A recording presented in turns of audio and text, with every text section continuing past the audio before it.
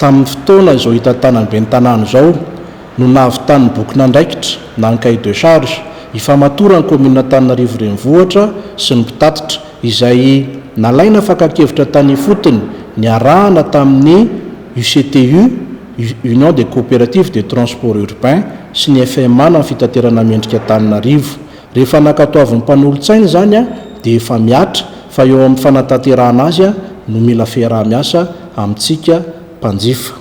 Eo ihany koa ny fiaraha-miasa amin'ny sehatra ny fitaterana tsy ny commune rery ihany fa niara-miasa tamin'ireo vondrony mpitatitra ireo ny amin'ny fitsiriana izay atao ny Antsakaviro mba ho tsy ho tompo-trano miono na hoe ny commune rery ihany fa samy mahalala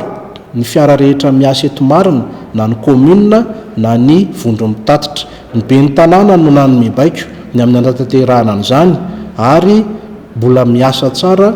hatramin'izao fotoana izao ny rotonta dia ny mpitatitra sy ny commune urbaine Antananarivo. Ny fanomezana an'ireo fiantsonana maro be ho an'ny taxi civil eto Antananarivo izay nendraketany direction transport satria ilana fahazahoan-dalana izy ireny ekena fa maro tsy ampy fa niezaka kosa nanome an'izay rehetra nangataka ny be ny tanàna Antananarivo.